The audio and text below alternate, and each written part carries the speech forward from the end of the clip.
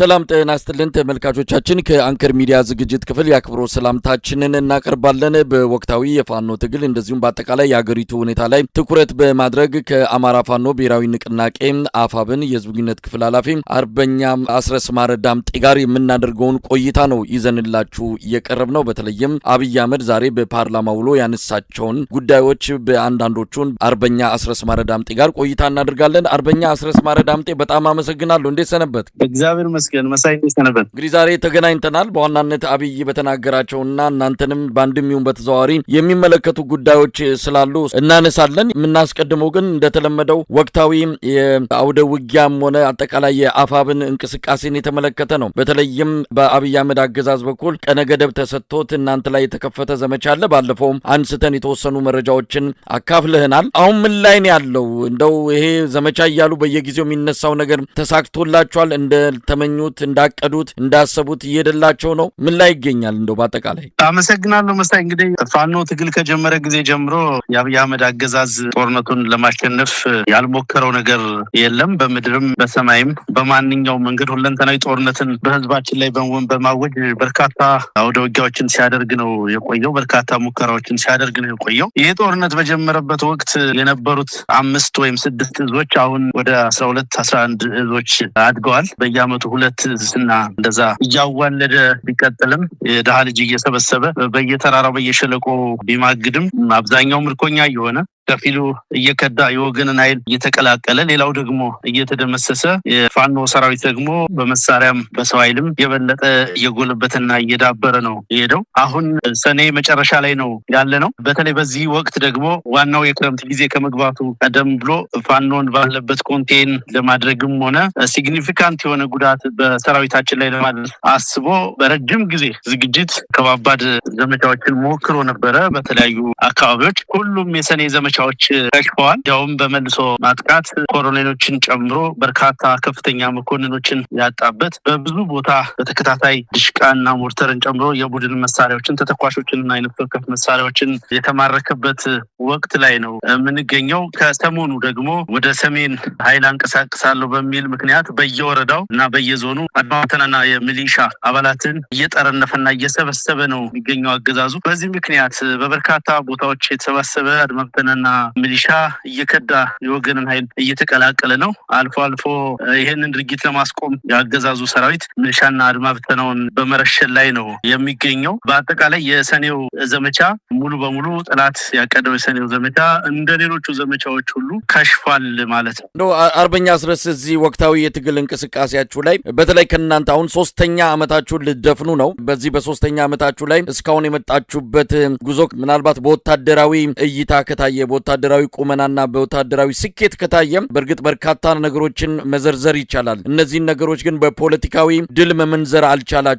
ፖለቲካዊ ድሎች ቢታጀቡ የበለጠ የፋኖ ቁመና ዘለግ ያለ ይሆን ነበረ የሚሉ አስተያየቶች ከየአቅጣጫው ነው የሚሰጡት። ምናልባትም ወታደራዊ ቁመናችሁም ከዚህ በኋላስ እንዴት ይሆናል የሚለውም እንደዚሁ በተጓዳኝ የሚነሳ ሆኗል። እንደው እዚህ ላይ አስተያየት መስጠት ይቻላል። ትልልቅ ወታደራዊ ድሎችን እንሰማለን፣ ግን በፖለቲካ የታጀቡ የታሰሩ ስላልሆኑ ብዙም ርቀት በስኬት ደረጃ እየታየ አይደለም። ይሄንን እንዴት ገምግማችሁ ምን ልታደርጉ ሳስባችኋል? በዚህ አስተያየት በመሰረታዊነት አልስማማም መሳይ። የፖለቲካዊና ወታደራዊ ድሎች ተነጣጥለው የሚታዩም ተነጣጥለው የሚተነተኑም ጉዳዮች አይደሉም። ፍጹም ተያያዥ የሆኑና አንድ አይነት ጉዳዮች ናቸው። ለምሳሌ የድርጅታችን መመስረት፣ እንደ ድርጅት ውጊያ ማድረጋችን፣ እንደ ተቋም ህዝብ መድረኮችን መፍጠራችን እና ሌሎች እንቅስቃሴዎችን ማድረጋችን በራሱ ፖለቲካ ነው። ትምሪት እየወሰደ በየቦታው ህይወት እየገበረ ያለው ሰራዊታችንም የፖለቲካ ስራችን ውጤት ነው። የሚሞትለት ዓላማም ፖለቲካዊ ግብ እና ተልዕኮ ያለው ነው። ትግላችንም ፖለቲካ መር የትጥቅ ትግል ነው የምናደርገውና ይሄ ተነጣጥሎ የሚታይ ነገር ስላልሆነ አንዱ አስተያየቱም ላይ አልስማማም። ሁለቱ ተያይዘው እየቀጠሉ ያሉ ሂደቶች ናቸው ማለት ነው። ለምሳሌ እያንዳንዱ የሚገኙት ወታደራዊ ድሎች የድርጅታችንንና የሰራዊታችንን በአጠቃላይ በቀጠናው ያለውን ተሰሚነት በእጅጉ የሚጨምሩ ቅቡልነቱን ከፍ የሚያደርጉ ናቸው። አፍተር ኦል ፖለቲካ ማለት ያው ህዝብን ለተመሳሳይ ዓላማ በተመሳሳይ መንገድ ማንቀሳቀስ ማለት ነው። ያንን ደግሞ በሚገባ እየተገበር ነው እስከሆነ ድረስ ወታደራዊ ድሉ ሞቋል፣ ቀዝቅዟል፣ ፖለቲካዊ ድሉ በዚህ መንገድ ነው የሚለው ከመሰረቱ አስተያየት አሰጣጡም ተገቢነት አለው ብዬ አላምንም። ስለዚህ አንድ ጠላት በገደልን ቁጥር አንድ የሆነ ፖለቲካ ዓላማ እያሳካን እንደሆነ ነው የምናምነው በእኛ በኩል። ሳይንሱም እውነታውም እሱን ነው የሚያመላክተው። ስለዚህ አንድ ወታደራዊ ድል ባገኘን ትይዩ ፖለቲካዊ ድል ተገኝቷል ማለት ነው። በዛ ልክ ነው የእያንዳንዱ አውደ ውጊያ የሚገኝ ድል ተደምሮ ነው ወደ ስትራቴጂክ ድልና ወደ መጨረሻው ድል የሚወስደን። ስለዚህ በዛ መንገድ ነው መታየት ያለበት። ስለዚህ ፖለቲካዊ ድሉም በተመሳሳይ እንደቀጠለ ነው ማለት ነው። እንደው ለአብነት ለማንሳት ያልነው ብልጽግና ከህወሓት ጋር በነበረው ጦርነት ወቅት ላይ ያው በወታደራዊ እንቅስቃሴውም ደግሞ በወታደራዊ ተልእኮዎቹ ብዙ ስኬቶችን አግኝቻለሁ ብሎ ነገር ግን ፕሪቶሪያ ከሄደ በኋላ ዛሬም አብይ አህመድ ሲገልጸው ነበር ተሸናፊና አሸናፊ የተደራደሩበት መድረክ ነበረ የሚል ወይም ደግሞ የተወያዩበት መድረክ ነው ብሏል። ነገር ግን አብይ ያንን የወታደራዊ ድል በፖለቲካ ወይም በዲፕሎማሲያዊ ትከሻ ለክቶ የሄደ ባለመሆኑ ውጤቱን እያየነው ነው። አሸናፊም ተሸናፊም የሌለበት ሁለቱም በኪሳራ ሂደቱን የቀጠሉበት ሁኔታ ነው ያለውና አንዳንድ ጊዜ ወታደራዊና ፖለቲካዊ ድሎች ተነጣጥለው የሚታዩበትም ጊዜ አለ። ወታደራዊ ድሎች የመጨረሻ ስኬት አያስገኙም። በፖለቲካ ማሰሪያ፣ በዲፕሎማሲ በውይይት ማሰሪያ ካልተበጀላቸው በስተቀር ወታደራዊ ድሎች ብቻቸውን የፖለቲካ ቁመና ያስገኛሉ ብሎ ድምዳሜ መስጠት ይቻላል። እንግዲህ ቅድም ያነሳው ነገር አሁን ያላለንበት ሁኔታ ቀጥተኛ ምሳሌ መሆን የሚችል ነው ብዬ አላምንም። እንግዲህ በወታደራዊ ጉዳዮች ያሸነፍከው አጀንዳ ወይም ድል ማድረግ የምትችልበትን አጀንዳ በድርድር ወይ በሌላ መንገድ ሉዝ ልታደርገው ትችላለህ። እዛ ሴናሪዮ ውስጥ እዛ ነባራዊ ሁኔታ ውስጥ አይደለም እኛ ያለነው፣ ትግል ላይ ነን፣ ጦርነት ላይ ነን ያለነውና በዛ ማነጻጸሪያ ማየትም አስቸጋሪ ነው የሚሆነው እንጂ የመጨረሻ ግብህ ፖለቲካዊ ዓላማ ለማሳካት እንደመሄድ መጠን የጦርነት ስትጀምር የጦርነቱ ጀማሪ እኛ ባንሆንም የመከላከል ጦርነት የጀመርን ቢሆንም እንኳን ግብ አለው። ጦርነቱ ግብ አለው። ለምሳሌ የሽግግር መንግስት መመስረት ሊሆን ይችላል፣ ህገ መንግስታዊ ለውጥ ማምጣት ሊሆን ይችላል፣ ብልጽግናን መገርሰስ ሊሆን ይችላል፣ ሌላም ነገሮችን መዘርዘር ትችላለህ። እነኚህን ነገሮች ሳያሳካ እነኚህን ነገሮች መንገድ ላይ እየተወ የሚሄድ እና በችርቻሮ ድሎች የሚረካ ትግል ከሆነ በትክክልም ፖለቲካዊ ግቡን አላሳካም ብለህ ልትል ትችላለህ። ነገር ግን እንቅስቃሴዎቹ በሂደት ደረጃ ተነጣጥለው የሚታዩ አይደሉም። ውጤቱ ላይ ግን መገናኘት አለባቸውና ያንን ነገር ለመነጋገር የሚያበቃ ደረጃ ላይና ያን ነገር ለማንሳት የሚያበቃ አጀንዳ ላይ አልደረስንም ብዬ ነው የማምነው። አርበኛ አስረስ እንግዲህ ሰሞኑን የአብይ አህመድ ጀነራሎች በተለያዩ መድረኮች የሚናገሩትን እየሰማን ነው። ጀነራል አለምሸት ደግፌ፣ እነ ማመር ተሰማ እንዲሁም በቅርቡ ፊልድ ማርሻል ብርሃኑ ጁላ የተለያዩ ነገሮችን አንስተዋል። ምናልባት የሚያነሷቸውን ነገሮች በአንድም ይሁን በሌላ እናንተን ስማችሁን ጠርተው ባይገልጹም ተላላኪ፣ ባንዳ፣ ቅጥረኛ በሚሉ ቃላት እየገለጹ አንዳንድም ጀነራል አለምሸት በቀጥታ ስማችሁንም እየጠሩ ሚናችሁ ተልኳችሁ የሌሎችን አጀንዳ ማስፈጸም እንደሆነ አድርገው ይገልጻሉ። በአንጻሩ እንደሌላችሁ እንደጠፋችሁ ከህዝባችሁ በተቃራኒ እንደተሰለፋችሁም ተደርጎ የሚገለጽበት ሁኔታ ነው ያለው። ግን በወታደራው አካባቢ ያለውን ሁኔታም በተወሰነ መልኩ ማየት ይቻላል። ተስፋ የመቁረጥም ነገር አለ። ወታደሩ መሃል፣ አዛዦቹ መሃልም እንደዚሁ የሆነ ያለመናበብ ስጋት ያለበት ነገር እንዳለ ከንግግሮቻቸው መረዳት ይቻላል። እና ይህንን እንዴት ነው የምታዩት? ስለ እናንተ የሚያነሱትንም በራሳቸው ውስጥም ያልተረጋጋ ነገን በስጋት የሚመለከቱበት ሁኔታ እንዳለ ነው መረዳት የሚቻለውና እንደ አንድ የፋኖ አመራር የእነዚህን ጀነራሎች ንግግር እንዴት ነው የምትከታተሉት? በጠላትነት የተሰለፉ ኃይሎች ናቸው። በአማራ ህዝብ ላይ እየተደረገ ያለውን ጦርነት የሚመሩ ስትራቴጂክ ሊደርሺፕ የሚሰጡ ከፍተኛ መኮንኖች ናቸው። እነኚህ የጠቀስካቸው ሰዎች ጀነራል አለምሸት ሆነ ብርሃኑ ጁላ በተመሳሳይ በትልልቅ የኃላፊነት ደረጃ ያሉ ሰዎች ስለሆኑ ሌላ የተለየ ነገር ሊያነሱ አይችሉም። በአንድም በሌላ መንገድ የእኛን ትግል ጥላሸት መቀባት፣ አመራሩን ጥላሸት መቀባት፣ ስም ማጥፋት፣ የፕሮፓጋንዳ ስራ ለመስራት መሞከራቸው አይቀርም። ማንም ህዝብ በዚህ በእነሱ ንግግርና ቋንቋ የሚታለል የሚሸወድ የለም። አብቅቷል ያ ዘመን።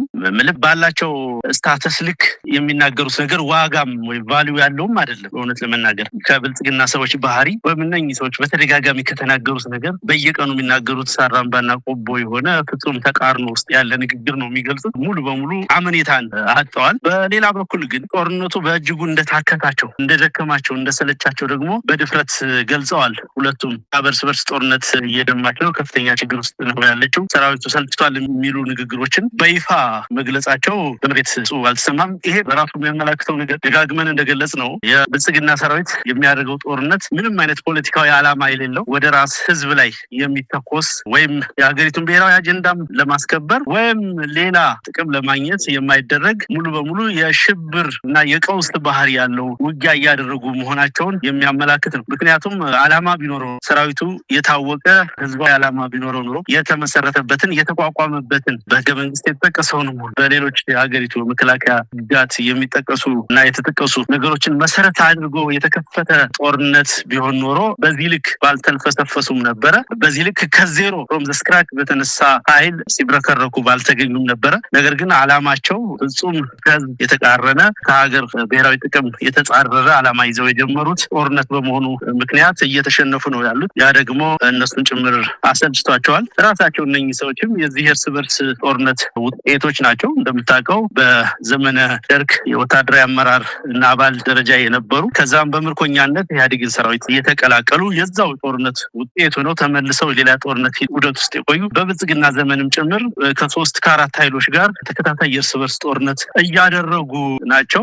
ምናልባት ፖለቲካዊ አቋም የተያዘበት ነገር ኑሮ ከሆነ እርግጠኛ ሆኜ መግለጽ አልችልም። በንግግራቸው ውስጥ የምትረዳው ግን ከይዘቱም ሆነ ካነጋገራቸው ተሆን ጦርነቱ በእጅጉ እንዳዳከማቸውና እንዳልፈሰፈሳቸው ነው መገንዘብ የቻሉት። አርበኛ አስረስ ማረዳምጤ እንግዲህ ወደ አብይ አህመድ ንግግር እንምጣ። በብዙ ክፍሎች እንደው ተለይቶ ሊያነጋግር የሚገባው ነው። በእርግጥ የተለየ ነገር ሆኖ አይደለም። የፓርላማ መዝጊያ ነው። የተሰናባቹ ምክር ቤት የመጨረሻውን ስብሰባ አድርጓል። በዚህ ላይ አብይ አህመድ እንደተለመደው የተለመዱ ነገሮችን በተለመደ ቶንና ቋንቋ ሲገልጽ የነበረበት የፓርላማ ውሎ ነው የተስተዋለው። በተለይ በደህንነትና ጸጥታ በአጠቃላይ እናንተንም በአንድም በተዘዋዋሪ የሚመለከተውን አነሳለሁ። ግን እንደ አጠቃላይ የተለመደ ነው፣ ምንም አዲስ ነገር አይገኝም ብለው ብዙ ሰዎች የሚናገረውን እናውቃለን። የጠበቅነውን ተናግረዋል ብለው እንደገለጹት አንተም በዛ መልኩ ልትገልጸው የምትችለው የፓርላማ ውሎ ነው? ዝርዝር ነገሮቹ የሚጠበቁ ናቸው። ነጭ ውሸቶች ነው በብዛት ሲነገሩ የነበረው ከጠቅላይ ሚኒስትሩ። ፓርላማውም ያው የተለመደውን የማጨብጨብ ሚናውን ሲወጣ ነው የዋለው። ቆሞም ተቀምጦም ሲያጨብ ነው የዋለው። ይሄ የብልጽግና ፓርላማ የተለመደ ባህሪ ነው። አሁን ህዝቡም ማዳመጥም ትኩረት መስጠትም አቁሟል። በዚህ ምክንያት እዛ ውስጥ የተለየ ክርክርም አጠብቅም፣ የተለየ ንግግርም አጠብቅም። ዛሬ በተለየ መንገድ ያየሁት ነገር ጠቅላይ ሚኒስትሩ በሳል ሰው ለመምሰል ሲተውን አይቻለሁ። በጣም በተሸመደደ ልምምድም ያደረገ ይመስላል። በጣም በተረጋጋ ቶን ለመግለጽ ሲሞከር አይቻለሁ። ሌላ ጊዜ በብስጭት በንዴት ይነገሩ የነበሩ ነገሮችን ዛሬ በተረጋጋ መንፈስ በደንብ ሪሄርስ የተደረገ እንደሆነ እንግዲህ ምንድነው ይሄ ፊት ለፊት እያነበነቡ እንደሚናገሩት አይነት መንገድም ብቻ በሆነ መንገድ ትወና የሚመስል ነገር ሪል ስሜት ሳይሆን በልምምድ የተገኘ ተረጋግቶ የመናገር የሚመስል ነገር አዲስ ነገር ለማለማመድ የሞከረ ከመሆኑ በስተቀር በአጠቃላይ ጀስቸሩ በይዘት ደረጃ ያው የምናውቃቸው ውሸቶች ያለፉትም አሁን ያሉትም የቆዩትንም ነገሮች ወደፊትም የታሰቡት ነገሮች ፍጹም በማይታመን ሁኔታ ሐሰተኛ ነገሮች እና ከዚህ በፊት ከተነገሩትም ጋር ፍጹም የተቃረኑ ነገሮችን ነው ሲነገሩ ያስተዋልኩት። በአጠቃላይ እንግዲህ አንዳንድ ነገሮችን እስቲ እናንሳ። በተለይ ሱዳን፣ ኤርትራና ህወሓት ሌላም ጨምረው ቢመጡ በኢትዮጵያ ሉዓላዊነት ላይ ቅንጣት ታክል ስጋት የሚፈጥሩ አይደሉም የሚል ነገር አንስተዋል። ያው የእናንተንም የተላላኪነት አይነት የሚመስል በየመሃሉ የሚያነሳቸውም ነገሮች አሉ። እስቲ እዚህ ላይ ምን ማለት ይቻላል? ይሄ ያለፈበት ነው። ያኔ ደርግን ጥለናል ብለዋል። አሁን እንደዚህ አይነት ነገር አይኖርም ሌላም ጨምሮ ይምጡ ነው። ምናልባት አብይ አህመድ በርቀት ግብጽን ለማካተት የፈለገ ይመስላል። በኋላ ላይ ያነሷል። ከመጥረቢያው ጋር የተያያዘውንም እንመለስበታለን። ግን ይሄንን ሲል ምን ማለቱ ነው? ኢትዮጵያ የደህንነት ስጋት አጠቃላይ የሉዓላዊነት ስጋት የለባትም ወይ? ይሄ በጣም አስቂ ነገር ነው። በነገራችን ላይ መሳይ ከአብይ አህመድ አገዛዝ በላይ ለኢትዮጵያ ሉዓላዊነት ስጋትና ፈተና የሆነ ኃይል የለም በምስራቅ አፍሪካ ውስጥ። በብዙ ምክንያት ይሄንን ማስረዳት እችላለሁ። አንደኛ ለወትሮ ሰላማዊ ግንኙነት ከነበራት ከአጎራባች አገሮች ጋር ከሁሉም ጋር ምናልባት ከኬንያ ጋር ካልሆነ በስተቀር ከሁሉም ጋር በማናከስ ኢትዮጵያ የሉዓላዊነት ስጋት ውስጥ እንድትገባ ያደረገ አገዛዝ ነው። ከዚህ በፊት የነበሩ ጨቋኝ አምባገነን መንግስታት ወይም በሀገር ውስጥ በኢዲሞክራሲያዊነታቸው በአምባገነንነታቸው ሊጠቀሱ የሚችሉ አገዛዞች ጭምር እና መንግስታት ጭምር ያላደረጉትን በብልጽግና ዘመን በአብይ አህመድ ዘመን ኢትዮጵያ በታሪኳ ለመጀመሪያ ጊዜ ከሁሉም ጎረቤቶቿ ጋር አይንና ናጫ በመሆን ሉዓላዊነቷ ስጋት ላይ የወደቀበት ዘመን ነው። ሁለተኛ ሉዓላዊነት ምን ማለት እንደሆነ እንግዲህ ያለመገንዘብ ችግር ሊሆን ይችላል ወይም ያላወቁ በመምሰል ታልፎ ካልሆነ በስተቀር የአንድ ሀገር ሉዓላዊነት በብዙ መንገድ ነው የሚገለጸው። ከምንም በላይ የሉዓላዊነት ግቡ የህዝብን ደህንነት ማስጠበቅ ነው። የኢትዮጵያ ህዝብ ደግሞ ላለፉት 7-8 ዓመታት በርስ ጦርነት በመንግስት መር ጭፍጨፋ በዘረፈጅ አገዛዝ በከፈተው ጦርነት ምክንያት ከፍተኛ ዋጋና ፍዳ እየከፈለ ያለ ህዝብ ነው። ከዚህ በላይ ሉዓላዊነትን መጣስ ከየትም ሊመጣ አይችልም። በሌላ መንገድ ካየው ደግሞ የአገሪቱን ወታደራዊ ቤዞች እና ወታደራዊ አመራሮች ለአረብ ኤምሬቶች እና ለሌሎች አዳዲስ ኢምፔሪያሊስቶች በመስጠት ለምሳሌ አየር መንገዶቻችን፣ አየር ኃይሉን፣ ሌሎችን ማንሳት ትችላለህ። ተቋማቱን ለአረብ ኤምሬቶች ፍላጎት ተገዥ እንዲሆኑ በማድረግ አጠቃላይ የብልጽግና አገዛዝ የኢትዮጵያን መንግስት ሳተላይት ስቴት ወይም ተላላኪ መንግስት በማድረግ ዘመናዊ ቅኝ ግዛት ዘመን የሚደረጉ የኒዮ ኮሎናይዜሽን መስፈርቶችን በሚያሟላ ደረጃ ሙሉ በሙሉ ሀገሩን አስረክቦት ነው የሚገኘው። የአንድ ሀገር ሉዓላዊነት በሴኩሪቲ ተቋማቱ ሎ ኢንፎርስመንት ኤጀንሲዎች የሚኖራቸው ተቋማዊ ነጻነትና ሀገራዊ ነጻነት ነው አንዱ ማመላከቻው። ያንን ሙሉ በሙሉ በሚጥስ መንገድ ሀገሩን ለአረብ ኤምሬቶችና ለሌሎችም ያስረከበ አገዛዝ ነው። በራሱ አገዛዙ የሉዓላዊነት ስጋት ከመሆኑ ባሻገር ማለት ነው አሁንም በሌሎች ሀገሮች ላይ ጦርነት እየሰበቀ ጦርነት እንደሚኖርም እያመላከተ ዝግጅትም እያደረገ ያለ አንዴ በቀይ ባህር ስም አንዴ በሌላ መንገድ በብዙ መንገድ የሌሎችን ሀገሮች ሉዓላዊነት አደጋ ላይ ጥላለሁ በሚል ተራ ፉከራና ዛቻ በተግባር ሊደረግ በማይችል ወይም ሊያደርገው ባልተዘጋጀበትም ሁኔታ ጭምር ኢትዮጵያን ኮሳሳ ሀገር ያደረገ አገዛዝ ነው ያገዛዝና ከዚህ በላይ ኢትዮጵያ ሉዓላዊነት ምንም ሊደረግ አይችልም። ይሄ መሬት ላይ ድንበሯ መደፈሩ አንድ ወረዳ ተቆርሶ ሄዱ ሌላው ነገር በሱዳን ጋር ያለው በጋምቤላ በኩል በደቡብ ሱዳን ያለው ሌላውን ልናነሳ እንችላለን። የጅቡቲ አየር ኃይል አፋር ውስጥ የሚያደርሰው የድሮን ድብደባ በጣም በርካታ ምሳሌዎችን ኢንሲደንቶችን በጣም በብዙ መጥቀስ እንችላለን። ኢትዮጵያ ሉዓላዊነት አደጋ ላይ ነው ወይም ኢትዮጵያ ሉዓላዊነት ተጥሷል በሚል ግን እነኚህ ነገሮች ማንሳት በብልጽግና ዘመን ቅንጦት ሁሉ ነው ብዬ ነው የማምነው። ራሱ ብልጽግና የኢትዮጵያ የሉዓላዊነት አደጋ ምንጭና ምክንያት ነው እና ይሄኛው ፉከራ እንግዲህ ከስጋት የመነጨ ይመስለኛል። አብዛኛው የፋኖ ትግል በከፍተኛ ደረጃ ያደገበት እና የጎመራበት ዘመን ዛሬ አብይ አህመድ በጠላትነት እየፈረጃቸው ያሉ ኃይሎች ኢንክሉዲንግ ግብጽ፣ ኤርትራና ሌሎች ኃይሎች ጋር ሽርሽር ላይ በነበረበት ወዳጅ ነኝ ብሎ በየጓዳው ውል በሚፈራረምበት ዳቦ በሚቆርስበት ቡና በሚያፈላበት ቀለበት በሚያስርበት ዘመን ሳይቀር ፋኖ ለአማራ ሕዝብ ነጻነት እየታገለ ነው የነበረው። ዛሬም በዛው መስመር ላይ ነው የምንገኘው። በኢትዮጵያ አንድነት ሉዓላዊነት እና በኢትዮጵያ ህልውና ላይ የማያወላዳ አቋም እንዳለን በፖለቲካ አቋሞቻችንን በደንብ በተደጋጋሚ ገልጸናል። በተግባርም ያንን ሆነን ነው የምንገኘው። የአባቶቻችን ልጆች ነን። አባቶቻችን ለኢትዮጵያ ሉዓላዊነትና ብሔራዊ ጥቅሞች ደማቸውን አፍስሰዋል፣ አጥንታቸውን ከስክሰዋል። የነሱ ውርስ እና የጀግንነት ውርስ ይዞን ነው የምንታገለው። ከአማራ ህዝብ ነጻነት ባሻገር ይሄ ጭንቀትና ፍርሃት የመሸነፍ ቅዠት እየወለደው የስም ማጥፋት ዘመቻ ነው። ችግሮችን ኤክስተርናላይዝ ለማድረግ በውስጥ ወደ ውጭ በማውጣት እንደተለመደው አጀንዳ በመስጠት ብሔራዊ ስሜትን በመኮርኮር ብሔራዊ ጀግና በመምሰል ሌላውን በተላላኪነት በመፈረጅ ሊገኝ የሚችልን ፖለቲካዊ ትርፍ ለማግኘት ተብሎ በሌሎች መንግስታትም በተደጋጋሚ ሲደረግ የነበረ እና የቆየ በጣም ያረጀ ያፈጀ የፖለቲካ ባህል ነው። በእርግጥ አብይ አህመድ የጀመረው አይደለም። ስለዚህ ከዛው የፖለቲካ ጨዋታ ላለመውጣት የሚደረግ መፍጨርጨርና ተራ ጩኸት እንጂ አንዳችም አይነት ጉድፍ የምታክል ማስረጃ የማይቀርብበት ነገር ነው። ሊኖር የሚችል ትብብርን ሊኖር የሚችል እንደ ቀጠና የሚመጣ አንድነትን ግን በስጋት እያዩ መሆኑንና አሁንም እያስቃዣቸው መሆኑን በግልጽ የሚያመላክት ነገር መሆኑን ነው መገንዘብ የሚቻለው። እንግዲህ አርበኛ አስረስ አብይ አህመድ ካነሳቸው ጉዳዮች አንዱ ትግራይን የተመለከተ ነው። የትግራይን ጉዳይ ሲያነሳ መልእክቱ በርቀትም ይሁን በቅርበት ወደ እናንተም መምጣቱ አይቀርም። ነገር ግን ትግራይ ላይ ያነሳውን ነገር በአጭሩ ብንመለከት ወጣቶች በሱዳን ጦርነት እየረገፉ ነው የሚል ነገር አንስቷል።